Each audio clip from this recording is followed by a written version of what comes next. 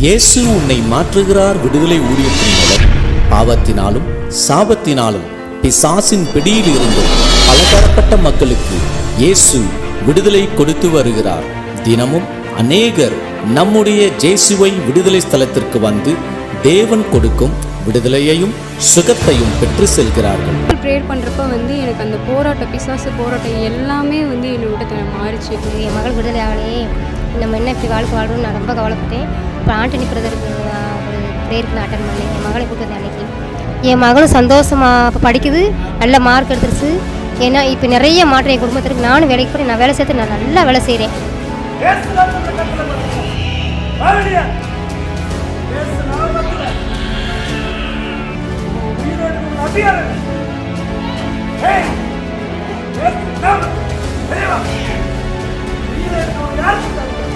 நல்ல ஆசீர்வாதமாக ஏசப்பா எனக்கு சுகம் கொடுத்துருக்கார். அப்புறம் கொஞ்ச நாள் கழிச்சு பார்த்தீங்கன்னா 1 வருஷத்துக்கு அப்புறம் இங்கே வந்து ப்ரேயர் பண்ணிட்டு போனேன். அன்றைக்கிட்ட வந்து இப்போ நான் 1 வருஷத்தில் ஒரு ஆல்கஹால் கொடுத்துருக்கேன். பாஸ்டர் ஐயா கொடுத்த ஒரே இதில் நான் இப்போ ஆயில் மற்றும் சாப்பாட்டில் நான் மட்டும் கலந்து வச்சு நான் சாப்பிட்டேன். நான் ஜெபம் பண்ணிக்கிட்டே இருந்தேன், ஏசப்பா நான் உங்கள் மேலே இருக்கிற விசுவாசத்தினால மட்டும் நான் இந்த ஆயிலை நான் தொட்டு நான் சாப்பிட்றேன் அப்படின்னு சொல்லிட்டு நான் ஜெபம் பண்ணேன். கரெக்டாக நான் இங்கே வந்துட்டு போய் 4வது மாதத்தில் நான் கன்சீவ் ஆகிட்டேன். ஐயா என்ன கொடுத்தாங்க, அதை சாப்பாடில் சாப்பிடுங்க அப்படின்னு சொல்லவும் அதை வாங்கிட்டு போய் நான் சாப்பிட்டதுலேருந்து கைவலி முற்றிலுமாக நீங்கிடுச்சு.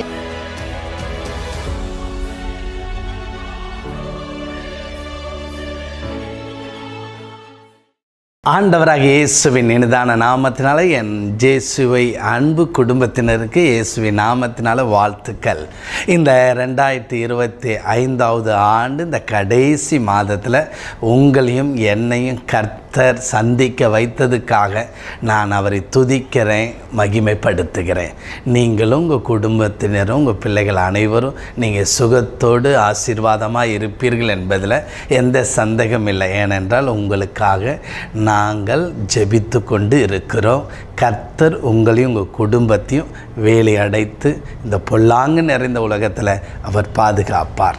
எல்லா இக்கட்டிலிருந்து அவர் உங்களை விடுதலை பண்ணுவார். அந்த ஒரு பெரிய நம்பிக்கை உங்களுக்குள்ளே எப்பொழுதுமே இருக்கட்டும். அவர் உங்களை கைவிடவே மாட்டார். இந்த நாளை விசேஷித்த வண்ணமாக இந்த டிசம்பர் மாதத்தில் ஆவியானவருடைய வழி நடத்ததின்படி மறுபடியும் அதாவது 7 நாள் விடுதலை உபவாச ஜெபத்தை நாம் நடத்துகிறோம். அதாவது இன்று காலையிலிருந்து அந்த உபவாச ஜெபம் ஆரம்பிக்கப்படுகிறது. நம்முடைய ஜேசுவை விடுதலை மையத்தில் சென்னையில் வைத்து நடக்கிறது. காலையிலையும் நடக்கும், மாலையிலையும் நடக்கும். அதனால் அந்த கூட்டத்தில் நீங்கள் கலந்து கொள்ளும்படி உபவாசத்தோடு இந்த வருஷத்தின் கடைசி மாதமாக இருக்கிறதுனா நம்ம அடுத்த ஆண்டு 26ல் தேவனுடைய மகிமையிலும் அவருடைய பிரசன்னத்திலும் நுழைவதற்கு மிகவும் ஒரு ஆசீர்வாதமாக இந்த உபவாச ஜெபம் இருக்கும். இந்த உபவாச ஜெபம் கர்த்தர் பல காரியங்களை சொன்னார். அதில் 2 உங்களுக்கு சொல்கிறேன். அடைக்கப்பட்ட வாசல்கள், தடுக்கப்பட்ட எல்லா தடைகளையும் கர்த்தர் உடைந்து போகிறத நீங்கள் இந்த உபவாச ஜெபத்தில் பார்ப்பீங்க. அது மாத்திரமல்ல, கர்த்தர் இந்த உபவாச ஜெபத்துக்கு பிறகு வேதத்தின்படி சின்னவன் 1000 சிறியவன் பலத்த ஜாதி ஆவான்ற வாக்கு தத்தத்தின்படி உங்களை 1000 பலத்த ஜாதிகளாய் கர்த்தர் மாற்றுகிறத நீங்கள் பார்ப்பீங்க. அதனால் இந்த 7 நாள் உபவாச ஜெபத்தில் நீங்கள் வந்து கலந்து கொள்ளுங்கள். வேலைக்கு போகிறவங்க மாலை நேரத்தில் சரியாக 6:45 மணிக்கு மேலே இந்த கூட்டம் நடக்கும். நீங்கள் மதியம் சாப்பிடாமல் இந்த உபவாசத்தில் கலந்து கொள்ளுங்கள். ஒரு வேளை தேவ சமூகத்துக்கு உணவை தவிர்த்து வாங்க, கர்த்தர் பெரிய காரியத்தை செய்வார். அது மாத்திரமல்ல, இந்த டிசம்பர் மாதம் என்பது நான் போன மாதமே உங்களுக்கு சில அறிவிப்புகளை சொன்னேன். ஏனென்றால் இந்த மாதம் கிறிஸ்துவின் பிறப்பின் மாதத்தில் நம்ம திக்கற்ற பிள்ளைகளுக்கும் சாலையோரத்தில் இருக்கிற ஜனங்கள் வயதானவர்களுக்கு இந்த கிறிஸ்மஸ் தினத்தன்று நம்ம உதவிகளை செய்து வருகிறோம். அதனால் நான் ஒன்றே ஒரு வசனத்தை உங்களுக்கு நான் மையப்படுத்தி காட்டுறேன். ஆண்டவருக்கு பிரியமானது என்ன, அதை நம்ம செய்யும் பொழுது ஆண்டவர் சந்தோஷப்படுகிறார். நான் ஒன்று சொல்கிறேன், படிக்கிறேன். எபிரேயர் 13:16 அன்றியும் நன்மை செய்யவும் தானம் தர்மம் பண்ண மறவாதிருங்கள், இப்படிப்பட்ட பலிகள் மேல் தேவன் பிரியமாக இருக்கிறார். நீங்கள் ஆராதிக்கிற தேவன் பிரியமாக இருக்கிறார். இந்த ஊழியத்தின் மூலமாக விடுதலை, சுகம், அற்புதம் பெற்ற நீங்கள் யாராக இருந்தாலும் இப்படிப்பட்ட அதாவது நம்ம செய்கின்ற உதவிகளுக்கு நீங்கள் முன் வந்து தாங்கும்படி உங்களை நான் கேட்டுக்கொள்கிறேன். இது நிமித்த கர்த்தர் மகிமைப்படுவார். மறந்துடாதீங்க. நான் வீட்டில் நானே செய்கிறேன் அப்படின்னீங்கன்னா இது கிறிஸ்துவின் பிறப்பின் மாதம். எப்படியாவது சுவிசேஷத்தின் வழி இயேசுவின் நாம மகிமைப்படுற மாதிரி நம்ம செய்ய ஒரு குடும்பமாக இணைந்து இதை செய்ய இருக்கிறோம். ஒரு தனிப்பட்ட நபருடைய பெயர் பிரபலமாகிறதுக்கோ நீங்கள் ஒன்று நான் நல்லா சொன்னேன் அதை செய்கிறீங்க, தப்புலாம் நான் சொல்ல. ஆனால் அதில் இயேசு நாம மகிமைப்படுதா பாருங்கள், இல்லை உங்கள் பெயர் அங்கே மகிமைப்படுதா பாருங்கள். அதனால் நீங்கள் அதான் சொல்கிறேன், நீங்கள் அதாவது நம்ம கர்த்தர் சொல்கிறார், இது இப்படிப்பட்ட பலிகள் நம்ம விதைக்கிறத கர்த்தர் பார்க்குறார், கர்த்தர் நம்மளை ஆசீர்வதிப்பார். அதனால் இப்படிப்பட்ட காரியங்களுக்கு நீங்கள் உற்சாகமாக கொடுங்க. இதன் மூலமாக கர்த்தருடைய நாம மகிமைப்படும். அவருடைய பிள்ளைகள், திக்கற்ற பிள்ளைகள் அன்றைக்கு சந்தோஷப்படுவார்கள். கர்த்தர் அவர்களையும் உங்களையும் ஆசீர்வதிப்பாராக. இந்த நல்ல விசேஷமாக நம்ம தேவனுடைய வார்த்தைக்கு நேராக நம்ம கடந்து போகலாம். இந்த நாளில், இந்த மாதத்துக்கு கர்த்தர் உங்களுக்கு கொடுக்குற வாக்குத்தத்தமான வசனத்தை நான் படிக்கிறேன். நாகும் எழுதின தீர்க்க தரிசன புஸ்தகம் 2வது அதிகாரம் 2வது வசனம். வெறுமையாக்குகிறவர்கள் அவர்களை வெறுமையாக்கி அவர்களுடைய திராட்சை கொடிகளை கெடுத்து போட்டாலும் கர்த்தர் யாக்கோபின் மகிமை திரும்பி வர பண்ணுவது போல இஸ்ரவேலின் மகிமையை திரும்பி வர பண்ணுவார். இந்த நாளில் உங்களுக்கு கர்த்தர் சொன்ன வார்த்தை என்ன தெரியுமா? கர்த்தருடைய மகிமை திரும்ப வர பண்ண போகிறார். அந்த ஒன்று புரிந்துங்க. அவருடைய மகிமை உங்கள் வாழ்க்கையில் வெளிப்பட போகிறது. அவருடைய மகிமை உங்கள் வாழ்க்கையில் வெளிப்படும் பொழுது ஒன்று புரிந்து கொள்ளுங்க, கர்த்தரே உங்கள் மேலே, உங்கள் குடும்பத்தின் மேலே அவரே தன்னுடைய ஆளுகையும் ஆட்சியையும் செய்கிறத நீங்கள் பார்ப்பீங்க. அதனால தான் அவர் சொல்கிறாரு, என் மகிமையை திரும்பி வர பண்ண போகிறேன் உங்கள் வாழ்க்கையில். நல்லா கவனித்து பாருங்களேன். நீங்கள் நினச்சி கொள்ளலாம், நான் ஆண்டவரை ஏற்றுக்கொண்டேன், அவருக்கு பரிசுத்தமாக வாழ்ந்தேன், ஜெபித்தேன், ஆண்டவருக்காக ஊழியம் செய்கிறேன், காணிக்கை கொடுக்குறேன், பரிசுத்தம் பண்ணுறேன், அதனால தான் தேவன் என்னை ஆசீர்வதித்து இந்த நிலைமைக்கு கொண்டு வந்திருக்கிறார். நீங்கள் அப்படி நினச்சிங்கன்னா நான் ஒன்று சொல்கிறேன், தாழ்மையாக சொல்கிறேன், அது வல்ல. ஆண்டவர் ஒரு மனிதனை உயர்த்துவதும் மேன்மையாக வைக்கிறதுக்கும் ஒரே ஒரு வழி என்ன தெரியுமா? அவருடைய மகிமை. நல்லா கவனித்து பாருங்கள். அப்போ அதனால் நீங்கள் பரிசுத்தமாக இருக்க வேண்டாம், நீங்கள் ஜெபிக்க வேண்டாம் என்று நான் சொல்லலை. நல்லா கவனித்து பாருங்கள். நீங்கள் கர்த்தரை தேடுவதும், கர்த்தருக்காக வாழ்வதும், பரிசுத்தமாக இருப்பதும், தேவனுக்கு சாட்சியாக இருப்பதும், ஜெபிப்பதும், இதன் மூலம்தான் அவர் உங்கள் குடும்பத்தின் மேலே அந்த மகிமையை வைத்திருக்கிறார் என்பதை மறந்து போகாதீங்க. நீங்கள் உண்மையாக அவரை தேடினீங்க, ஜெபிக்கிறீங்க, வேதத்தை படிக்கிறீங்க, அவருக்கு சாட்சி உள்ள வாழ்க்கை வாழ்கிறீங்களா, அதனால தான் அந்த மகிமையை உங்கள் மேலே கர்த்தர் வைக்கிறார். அந்த மகிமை தான் உங்களை உயர்ந்த நிலைமைக்கு கொண்டு வருகிறது. அந்த மகிமை தான் உங்கள் குடும்பத்தை உங்கள் சுற்றுப்பகுதியில் உயர்த்தி வைக்கிறது. அந்த மகிமை தான் உங்கள் குடும்பத்தில் குறைவே இல்லாமல் நிறைவாக அவர் நடத்தி கொண்டிருக்கிறார். அந்த மகிமை தான் உங்களை இந்த உலகத்தில் ஒரு உயர்ந்த நிலைமைக்கு கர்த்தர் கொண்டு வருகிறார். அதுதான் அந்த மகிமை. அதைத்தான் அவர் சொல்கிறாரு, அந்த மகிமையை நான் திரும்பி வர பண்ணுவேன்.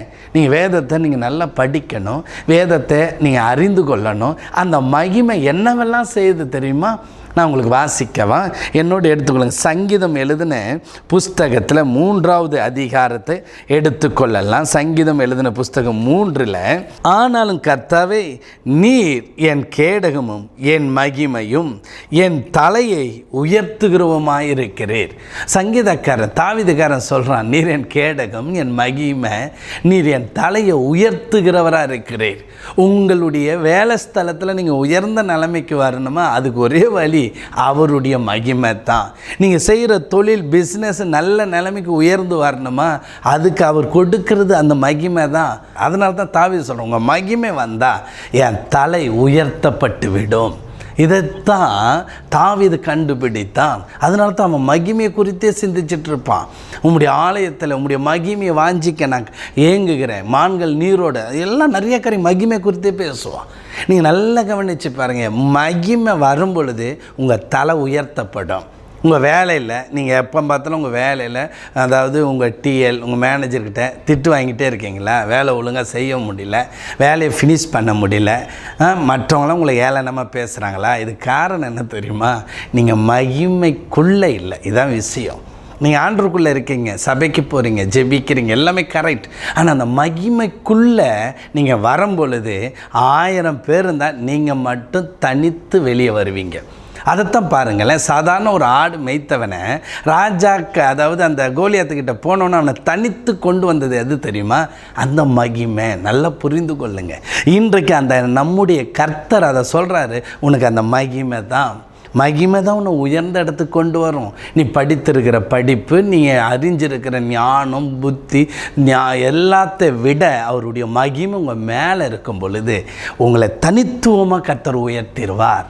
அதனால் ஒன்று புரிந்து கொள்ளுங்க, நீங்கள் நல்ல நிலைமைக்கு வருது, நல்ல நிலைமைக்கு இருந்ததுக்கு காரணம் எல்லாமே அவருடைய மகிமை. அதனால தான் அன்னாள் சொல்கிறா பாருங்க, வாசிக்கலாம் என்னோடு 1 சாமுவேல் 2வது அதிகாரம் 8வது வசனம். 1 சாமுவேல் அந்த அம்மா சொல்கிறது நம்ம அதை கவனிக்கணும். அவர் சிறியவனை புலிதிலிருந்து எடுத்து எளியவனை குப்பையிலிருந்து உயர்த்துகிறார். அவர்களை பிரபுக்களோடு உட்காரவும் மகிமை உள்ள சிங்காசனத்தை சுதந்திரிக்கவும் பண்ணுகிறார். எவ்வளோ பாருங்க, ஒரு மகிமையான ஒரு சிங்காசனம். எதிலிருந்து? அவர் சொல்ல சிறியவன், புலிதிலிருந்து, குப்பையிலிருந்து ஒருத்தனை கொண்டு வந்து உயர்த்துறது அவருடைய மகிமை. இதைத்தான் கண்டுபிடித்தாங்க, அவருடைய மகிமை வெளிப்படும். அதனால தான் இன்றைக்கு கர்த்தர் உங்களை பார்த்து சொல்கிறாரு, என் மகிமையை நான் திரும்பி வர பண்ண போகிறேன். நீங்கள் நல்ல நிலைமையில் இருந்தீங்க, உங்கள் ஆஃபீஸில் நீங்கள் நல்ல உயர்ந்த நிலைமைக்கு வந்தீங்க. ஏன் உங்கள் சுற்றுப்பகுதியில் நீங்கள் உயர்ந்த நிலைமைக்கு வந்தீங்க? இதுக்கெல்லாம் காரணம் என்ன? கர்த்தர் உங்கள் மேலே வைத்திருந்த அந்த மகிமை தான். அந்த மகிமை தான் உங்கள் மேலே இருந்தது. அந்த மகிமை உங்கள் மேலே இருந்தது, நிழலிட்டது, உங்கள் மேலே அது அளவில்லாமல் உலாவிக்கொண்டே இருந்தது. அந்த மகிமை தான் உங்களை உயர்ந்த இடத்துல கொண்டு வந்தது. நீங்கள் ஒன்று புரிந்து கொள்ளணும், அந்த மகிமை தான் உங்களை உயர்த்தது. அதனால தான் இன்றைக்கு சொல்கிறேன், என் மகிமை நான் திரும்பி வர பண்ணுவேன். முதல்ல ஆதாம் ஏவாள் அந்த மகிமையை இழந்தோன்னா அவங்க அந்த ஏதேன் தோட்டத்திலேருந்து வெளியே வந்துட்டாங்க. அவ்வளோதான், அந்த மகிமை மறுபடியும் அவங்களுக்கெல்லாம் கிடைக்கல. நல்லா புரிஞ்சு கொள்ளுங்க. நான் கர்த்தர் பாருங்களேன், தன் பிள்ளைகள் மேலே அன்பு கூறுகிறபடியால் மகிமையை திரும்ப திரும்ப கொடுப்பார். அவர் தன் மகிமை விடவே மாட்டார். அந்த மகிமையை இழந்தவங்களுக்கு மறுபடியும் மகிமையை கொடுப்பார். சிம்சோனுக்கு மறுபடியும் அந்த மகிமையை திரும்பி வர பண்ணினார். அந்த மகிமை அவனை எழும்ப பண்ணினது.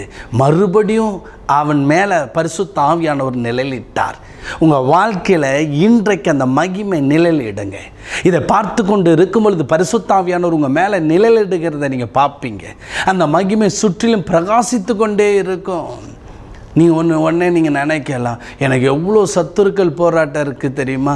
என்னுடைய வாழ்க்கையில் ஒரே போராட்டம், எனக்கு விரோதமாக என் சுற்றுப்பகுதியில், என் தெருவில், என் பக்கத்தில் என் சொந்தக்காரங்க எங்களுக்கு விரோதமாக மந்திரம் பண்ணுறாங்க, செய்வேன், இதனால் என்னால் ஒன்றுமே பண்ண முடியல அப்படின்ற ஒரு ஃபீலிங்கில் இருக்கலாம்.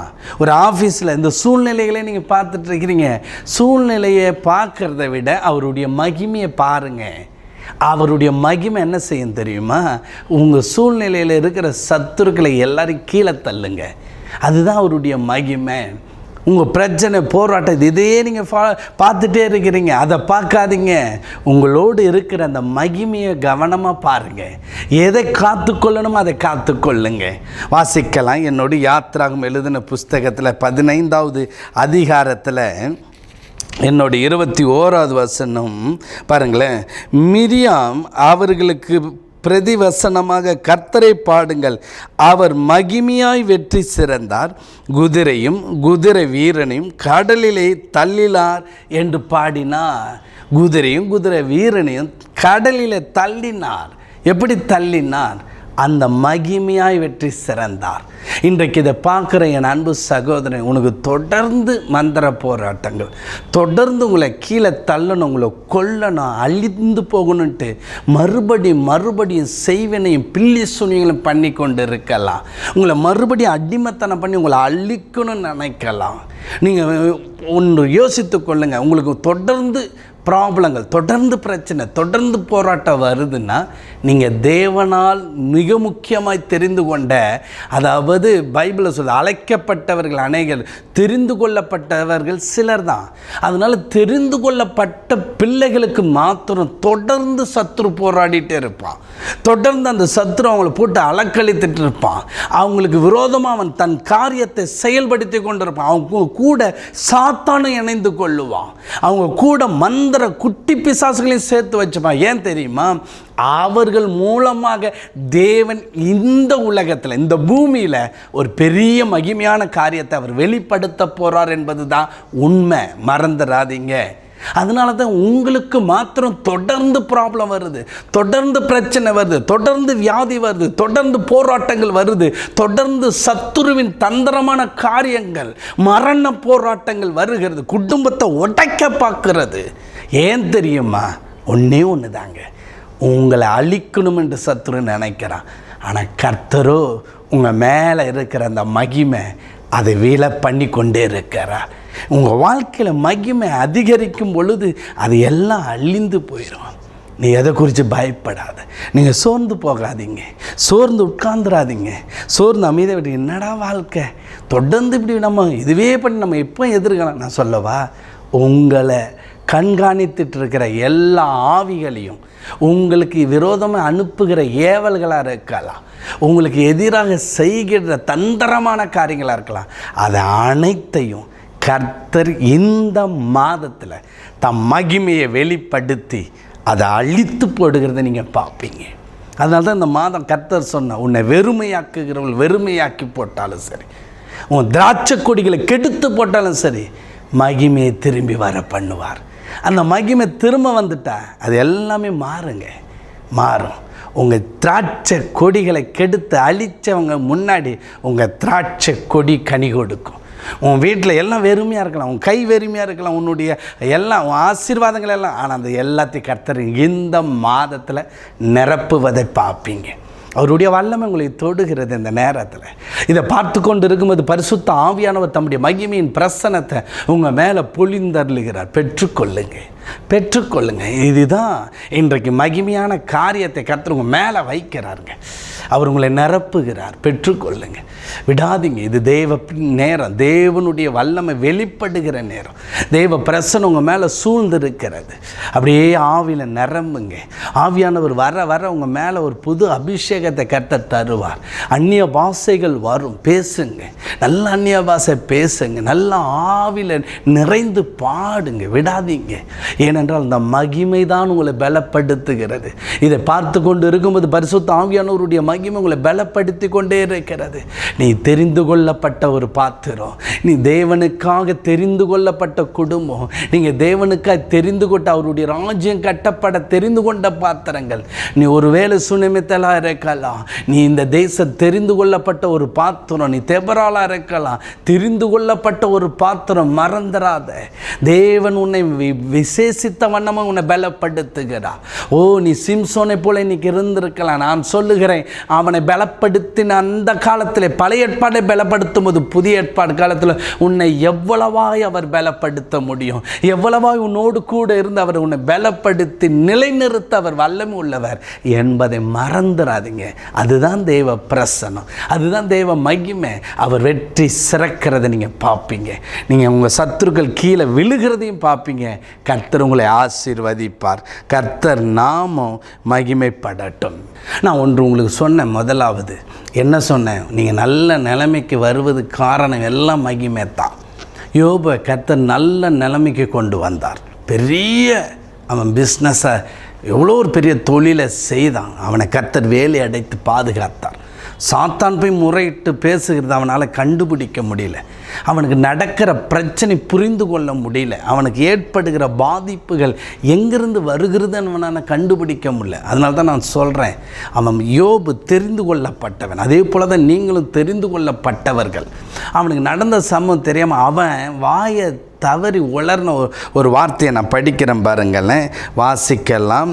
அதாவது யோபு 19வது அதிகாரத்தில் 9வது வசனம், என்னிலிருந்து என் மகிமை அவர் உரிந்து கொண்டு என் சிரசின் கிரீடத்தை எடுத்து போட்டார். அவன் சொல்கிறான், என்னிலிருந்து மகிமையை அவர் எடுத்து போட்டான், அதனால் என் சிரசில் இருந்த கிரீடம் விழுந்துருச்சு, நான் கீழே தள்ளப்பட்டேன், நான் வெறுமையாயிட்டேன், அப்படி அவன் சொல்கிறான். அன்னைக்கு யோபு சிதறடிக்க வந்த ஆவிகள், அவனை அழித்தது ஒரு சாத்தான், அவனை அழித்து போட்டது ஒரு பிசாசினுடைய கிரியைகள், பிசாசினுடைய வல்லமைகள். நல்லா கவனிச்சு பாருங்க. இதுதான் சத்தியம். இது அழிக்க வருகிறான். அவனுக்கு தெரியல, என் மகிமை போய்விட்டது, என் கிரீடம் கீழே தள்ளப்பட்டது. இன்றைக்கி யாரும் அவனையும் மதிக்கலை, ஒருத்தனும் மதிக்கலை. அவன் குடும்பத்தில் மரண ஓலைகள். எதுக்கெல்லாம் காரணம் என்ன? ஒரு சாத்தான் போராடி கொண்டே இருந்தது. அவன் வலிகள், வேதனை, சரீரத்தில் வேதனை, எவ்வளோ கஷ்டம், எவ்வளோ அவமானம் தெரியுமா? அதை போல தான் நீங்களும் இருந்து கொண்டு இருக்கிறீங்க. நீங்கள் ஒரு நாள் நல்ல நிலைமையில் இருந்தீங்க, நல்ல உயர்ந்த நிலைமை, இன்றைக்கி இப்படி இருக்கீங்க. இதுக்கு காரணம் ஒன்றே ஒன்று, உங்களை அழிக்க நினைக்கிற சத்துருவை, அந்த சாத்தானுடைய கிரிகளை அழிந்து போகும். ஆனால் நீங்கள் ஒன்று மறந்துடக்கூடாது, உங்கள் வாழ்க்கையில் உங்கள் மகிமையை, உங்கள் குடும்பத்தில் இருக்கிற மகிமையை நீங்கள் விட்டுறக்கூடாது. உங்கள் மகிமையை நீங்கள் தான் பார்த்துக்கொள்ளணும். மகிமையை பார்த்து கொள்ளுகிற ஒரு மனிதர்களாக இருக்கணும். உங்கள் வாழ்க்கையில் மகிமையை பார்த்து கொள்ளுகிற ஒரு ஆளாக இருக்கணும். அதனால தான் கர்த்தர் புதிய ஏற்பாடில் சொல்கிறார், அந்த மகிமையே நான் தான், அந்த மகிமையை நான் உங்கள் இருதயத்துக்குள்ளே தோன்ற பண்ணும் பொருட்டு. புதிய ஏற்பாட்டில் நீங்கள் 2 கொரிந்தியர் 4:4 அவர் உங்களுடைய மகிமை உங்கள் இருதயத்தில் தோன்ற பண்ணினார். அதாவது கொலைசர் அதில் எழுதுகிறார், அவர் ரகசியமாக இருப்பதே அது மகிமை, அவரே உங்களுக்குள்ளே மகிமையாக இருக்கிறார். நல்லா கவனிச்சு பாருங்கள், அந்த மகிமை உங்கள் இருதயத்துக்குள்ளே இருக்குது. உங்களுக்கு வர்ற பிரச்சனை உங்களுக்கு இல்லை, உங்களுக்குள்ளே இருக்கிற மகிமையாக இயேசுவை எப்படியாவது உங்களை விட்டு எடுத்து போடணும். அதுதான் சாத்தானுடைய தந்திரம். ஆனால் கர்த்தர் உங்களை மகிமையாய் பாதுகாப்பார். நீங்கள் விட்டு விடாதீங்க, கர்த்தரோடு இருங்க. ஆனால் இன்றைக்கு உங்கள் மகிமை நிலைத்திருக்க நீங்கள் செய்ய வேண்டியது, நீங்கள் ஜெபிக்கிறீங்க, பைபிள் படிக்கிறீங்க, சபிக்கிறீங்க, எல்லாமே ஓகே. ஆனால் எப்படி நடந்து கொள்ளணுன்றதை மட்டும் நான் உங்களுக்கு சொல்லி கொடுக்குறேன். இதுதான் ரொம்ப இம்பார்ட்டன்ட். இது உங்களுக்கு தேவை. இந்த மகிமையில் நீங்கள் இருந்துகிட்டே இருக்கணும்னா நீங்கள் எப்படி நடக்கணுன்ட்டு தான் ஒன்று நான் வாசிக்கிறேன். நீதிமொழிகளில் 22வது அதிகாரம் 4வது வசனம். அதாவது இந்த நாளில் அந்த அவருடைய மகிமை உங்கள் வாழ்க்கையில் நிலைத்திருக்கணும். அதுக்கு நீங்கள் செய்ய வேண்டிய காரியத்தில் ஒன்று பாருங்களேன், 22:4, தாழ்மைக்கும் கர்த்தருக்கு பயப்படுதலுக்கும் வரும் பலன். நல்லா கவனிச்சு பாருங்கள், தாழ்மைக்கும் கர்த்தருக்கு பயப்படுதலுக்கும் வருகிற பலன். அதாவது அதனால் ஏற்படுகிற நன்மைகள் என்ன தெரியுமா? அதில் பாருங்களேன், 3 காரியம்: ஐஸ்வர்யமும், மகிமையும், ஜீவனுமா. எந்த ஒரு மனிதனுடைய வாழ்க்கையில் தாழ்மை இருக்கும் பொழுது, அவன் தன்னை தாழ்த்தி வாழும் பொழுது, அவன் வாழ்க்கையில் நான் ஒன்று சொல்கிறேன், அவன் வாழ்க்கையில் ஐஸ்வர்யத்தை கர்த்தர் பெருக பண்ணுவார், மகிமையை அவன் வாழ்க்கையில் நிறைந்திருக்க பண்ணுவார். 2வது, அவனுக்கு நல்ல ஒரு ஜீவனை கர்த்தர் தருவார். உங்கள் வாழ்க்கையில் கர்த்தருடைய மகிமை உங்களை தொட்டு உங்களை அவர் ரட்சித்து அவருடைய மகிமை உங்கள் மேலே பிரகாசிக்க பண்ணி உங்கள் இருதயத்தில் அவர் வாசம் பண்ணி கொண்டே இருக்கும் பொழுது நீங்கள் எப்பொழுதுமே ஒன்று தெரிந்து கொள்ளணும், உங்கள் வாழ்க்கையில் தாழ்மையாக தாழ்த்தி வாழ்கிற ஒரு அனுபவம் உங்களுக்கு இருக்கணுங்க. மறந்துடக்கூடாது. எப்பொழுதுமே கர்த்தருக்கு முன்பாக தாழ்மைப்படுங்க. தாழ்மை உள்ளவனுக்கு தான் அவர் கிருபையை கொடுக்கிறார். ஆமாம், தாழ்மை உள்ள மனிதர்கள். இன்றைக்கி கொஞ்சம் நல்லா இருக்கும்போது ஒரு நிலைமையில் இல்லாத இருக்கும்போது அப்படியே தாழ்ந்தவங்களாக இருப்பீங்க. அதை பார்த்து தான் ஒரு மகிமையை வைக்கிறார். நான் சொன்னது அதுதான், மகிமை வைக்க. ஆனால் கொஞ்சம் எல்லா ஆசீர்வாதங்கள்லாம் பெருகி கொஞ்சம் நல்லா வந்தோடனே உங்களுக்குள்ளே பெருமை வந்துடக்கூடாது. பெருமையை உங்கள் சரீரத்தில் இருக்க விடாதீங்க. அந்த பெருமை வரும்போது அதை எடுத்து போடுறதுல கவனம் வைங்க. உங்கள் வாழ்க்கையில் எது முக்கியன்றதை கண்டுபிடிங்க. அதுதான் ஒரு பெரிய ஆசீர்வாதம். அதனால் பெருமைக்குள்ளே நீங்கள் கடந்து போகாதபடி உங்கள் தாழ்மையில் நீங்கள் வாழ்ந்து பாருங்கள். உங்களுக்கு மகிமை, ஐஸ்வர்யம் எல்லாத்தையும் கர்த்தர் கொடுப்பார். ரெண்டாவது பாருங்களேன், நான் சொன்ன தாழ்மை. ரெண்டாவது பயப்படுதல். அவர்கிட்ட பயப்படுதுன்னா என்ன தெரியுமா? முதல்ல அது உங்களுக்கு தெரியணும். ரெண்டாவது காரியம், முதல் காரியம் தாழ்மைப்படுகிறது. ரெண்டாவது பயப்படுகிறதுனா வேதம் சொல்லப்பட்டிருக்கு. என்னோட எடுத்துக்கொள்ளுங்க, வாசிக்கலாம். 1 சாமுவேல் அதாவது 12:24, நீங்கள் எப்படியும் கர்த்தருக்கு பயந்து, அதாவது பாருங்களேன், நீங்கள் எப்படியும் கர்த்தருக்கு பயந்து உங்கள் முழு இருதயத்தோடும் உண்மையாய் அவரை சேவிக்க கடவீர்கள். அவர் உங்களிடத்தில் எவ்வளவு மகிமையான காரியங்களை செய்தார் என்பதை சிந்தித்து பாருங்கள். நான் ஒன்று சொல்கிறேன், கர்த்தருக்கு பயப்படுதுன்னு என்ன தெரியுமா? உண்மையாக முழு இருதயத்தோடு அவரை சேவிக்கணும். முழு இருதயத்தோடு நீங்கள் தாழ்மைப்பட்டு வந்துட்டே இருக்கும் பொழுது உங்கள் வாழ்க்கையில் ஐஸ்வர்யமும் மகிமையும் உங்களை கர்த்தரை உயர்த்திட்டு இருக்கும் பொழுது நீங்கள் அவரை தேடுகிற காரியம் உங்களை விட்டு விலகிடும். உங்கள் இருதயம் இந்த உலகத்தை நாடி போயிடும். அதனால தான் சொல்கிறாரு, நீ ஐஸ்வர்யத்தின் மேல் உன் இருதயத்தை வைக்காத, இந்த உலகத்தின் மேல் உன் இருதயத்தை வைக்காத.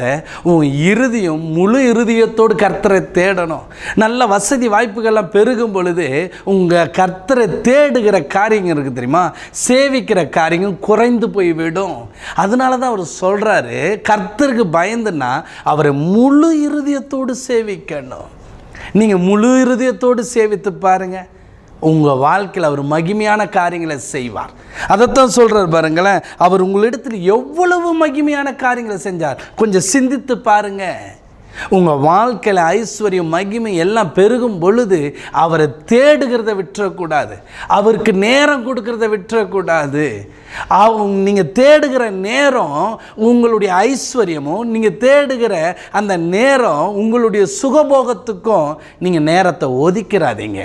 கர்த்தரை தேடுகிறதுக்கு நேரத்தை ஒதுக்கி பாருங்கள். தேவன் மேன்மையான காரியத்தை உங்கள் வாழ்க்கையில் செய்து கொண்டே இருப்பார்.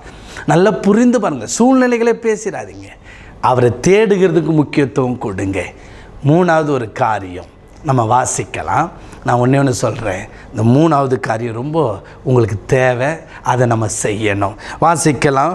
அதாவது சங்கீதம் 112:9 வாரி இறைத்தான், ஏழைகளுக்கு கொடுத்தான், அவனுடைய நீதி என்றென்றைக்கு நிற்கும், அவன் கொம்பு மகிமையாய் உயர்த்தப்படும். நான் சொல்கிறது புரியுதா? ஏழைக்கு வாரி இறைத்தான், அழகாக எழுதிருக்கு பாருங்களேன். வாரி இறைத்தான், ஏழைகளுக்கு கொடுத்தா அவன் நீதி என்றென்றைக்கும் நிற்கும். அவர் சொல்கிறாரு, அவன் கொம்பை மகிமையாக உயர்த்திடுவார். உங்கள் வாழ்க்கையில் எப்பொழுதுமே நீங்கள் நல்ல நிலைமைக்கு உயர்ந்துட்டு வரும்பொழுது உங்கள் கண்கள் எப்பொழுதுமே ஒன்று பார்க்கணும். எதை தெரியுமா? ஏழைகளை சிந்திக்கணும், திக்கற்றவர்களை சிந்திக்கணும். உணவு இல்லாதவங்களுக்கு உணவு கொடுங்க, துணி இல்லாதவங்களுக்கு துணியை கொடுங்க. ஆமாம், அதை மறந்துடக்கூடாது உங்கள் வாழ்க்கையில். நான் ஒன்று சொல்லிக்கொள்ளுகிறேன், உங்கள் வாழ்க்கையில் உதவி செய்கிறத பைபிள் சொல்லுது, ஏழைக்கு இறங்குகிறவன் கர்த்தருக்கு கடன் கொடுக்கிறான். உங்கள் மகிமை நிலைத்திருக்கணும்னா இந்த காரியத்தை செஞ்சு பாருங்கள். மாதம் யாருக்காவது ஒரு உதவி செய்யுங்க. உதவியற்ற சூழ்நிலையில் இருக்கிறவங்க அவங்களுக்கு செய்து பாருங்கள். உன்னுடைய நண்பருக்கோ உன்னுடைய சொந்தக்காரனுக்கோ அவனுக்கு செஞ்சால் அவன் நமக்கு செய்வான், அது இல்லை. நீ செய்கிறதை அவன் உனக்கு செய்யவே முடியாது. அப்படிப்பட்ட காரியங்களை செஞ்சு பாருங்கள். அதன் பிறகு உங்கள் வாழ்க்கை பாருங்கள், மகிமையாய் கர்த்தர் வைத்திருப்பார். உங்களை சத்துரு தொட முடியாது. சத்துருவின் வல்லமை உங்கள் வீட்டுக்குள்ளே வரவே வராது. அழிவு வராது, மந்திரம் வராது, செய்வன ஒன்று வராது. அதுக்கு ஒரே ஒரு வழி, அவருடைய மகிமை. பார்த்துக்கொள்ளுங்க. கர்த்தர் உங்களை ஆசீர்வதிப்பார். நம்ம எல்லாம் அப்படியே கண்களை மூடி கொஞ்ச நேரம் ஆண்டவர்கிட்ட சோத்திரம் பண்ணுங்க. ஆண்டவரே சோத்திரம். ஆண்டவரே, அப்பா, இந்த நாளில் நான் வெறுமையாக இருக்கிறேன்ப்பா. ஆண்டவர்கிட்ட சொல்லுங்கள், நான் வெறுமையாக இருக்கிறேன். என்னுடைய திராட்சை கொடிகள் கெடுத்து போட்டு விட்டது. இன்றைக்கி என்னுடைய மேன்மை கீழே தள்ளப்பட்டு இருக்கிறது. நான் ஒரு நல்ல நிலைமையில் இருந்தேன், இன்றைக்கி நிலைமை இல்லாமல் இன்றைக்கு மண்ணோடு நான் ஒட்டி கொண்டிருக்கிறேன், அவமானத்தோடு இருக்கிறேன். ஆவியானவரே, இயேசுவே எனக்கு உதவி செய்யுங்க. கேளுங்க, இயேசுவே எனக்கு உதவி செய்யுங்கப்பா. ஆவியானவரே, சோத்துரைக்கிறேன், என்னை ஒப்பு கொடுத்து பாருங்கள். என்னுடைய கிரீடத்தை சத்துருக்கள் தள்ளினது, என்னுடைய உயர்வை பொறாமை பிடித்த மனிதர்கள் கீழே தள்ளினார்கள். ஓ, சாத்தான் தள்ளினது. ஆண்டவரே, சில நேரத்தில் என்னுடைய நடக்கை என்னை கீழே கொண்டு வந்துருச்சுப்பா, என்னை மன்னித்துருங்க ஆண்டவர். அப்படியே ஒப்பு கொடுத்து ஜெபிங்க. இன்றைக்கி ஒப்பு கொடுக்கும்போது ஒரு மகிமை உங்கள் மேலே இறங்கி வரப்போகுது. அர்ப்பணிக்கும் பொழுது, ஜெபிக்கும் பொழுது மகிமை வந்தது. சாலமோன் ஜெபம் பண்ணி முடித்த பிறகு மகிமை அந்த இடத்தை மூடினது. அதே போல் உங்கள் மேலே ஒரு மகிமை மூடப்போகிறது. உங்கள் மேலே அந்த மகிமை மூடப்போகிறது. கொஞ்ச நேரம் ராபாலாதாராலா இயேசுவின் மகிமை இறங்கட்டும். ஒப்புக்கொடு. நீ தாழ்மை இல்லாமல் நடந்திருக்கிறீங்களா பாருங்கள். கர்த்தருக்கு பயந்து, அதாவது முழு இருதயத்தோடு சேவிக்காமல் விட்டீங்களா பாருங்கள். அவருக்கு நேரம் கொடுக்காமல் உங்கள் இஷ்டத்தில் உங்கள் இருதயத்தை வேறு இடத்துல ஏதோ தேவைகள், நண்பர்கள் ஏதோ கொடுத்துட்டிங்களா பாருங்கள். சோதரி கர்த்தர் உங்ககிட்ட ஏழைகளை கொண்டு வரும்போது அவங்கள விசாரிக்காமல் விட்டீங்களா பாருங்கள். இன்றைக்கு கர்த்தர் தம்முடைய வல்லமையினால் உங்களை உயிர்ப்பிக்கப்பட போகுது. உங்கள் மேலே தன் ஆவியை ஊற்ற போகிறார். உங்கள் மேலே தன் மகிமையை உதிக்க பண்ண போகிறார். எலும்பு, கர்த்தர் சொல்கிறார், நீ மறுபடியும் எலும்பு, நீ எலும்பு என்று கர்த்தர் சொல்கிறார். கர்த்தாவே இந்த நாளில் இதில் கர்த்தாவே இந்த வாக்குத்தத்த செய்தியை பார்க்குற ஒவ்வொரு பிள்ளைகளுக்கும் மறுபடியும் ஒரு மகிமை எலும்ப பண்ணும்படி நாங்கள் ஜெபிக்கிறோம். எலும்ப பண்ணும்படி ஜெபிக்கிறேன். மறுபடியும் அவங்களுடைய கர்த்தாவே மகிமை திரும்பி வர பண்ணுவேன்னு சொன்னபடி மகிமை திரும்பி வர பண்ணி அவங்களுடைய வாழ்க்கையில் இருக்கிற வெறுமைகள் மாறட்டும். அவங்களுக்கு ஆசீர்வாதங்கள், தொழில், வேலை இல்லாமல், ஆண்டவரே வியாபாரம் இல்லாமல், தொழில் முடக்கி அழிக்கப்பட்ட எல்லாம் இயேசு நாமத்தில் மாறும்படி நான் ஜெபிக்கிறேன். ஒரு அற்புதம் நடக்கட்டும். இப்பொழுது அந்த வீட்டுக்குள்ள ஒரு மகிமை வெளிப்படட்டும். வியாதி இருக்குமான அந்த வியாதியை குணமாக்குற ஒரு மகிமை இயேசுவின் நாமத்தில் வெளிப்படட்டும். ஹல்லேலூயா. தொடுங்கப்பா. படுக்கலை இருக்கிறவனை எழும்பி நடக்க வைக்கிற ஒரு மகிமை, வலியோடு இருக்கிறவனை குணமாக்குகிற, வேதனை நீங்குகிற ஒரு மகிமை இப்பொழுதே கர்த்தர் உங்களை தொட்டு கொண்டு இருக்கிறார். ஹல்லேலூயா.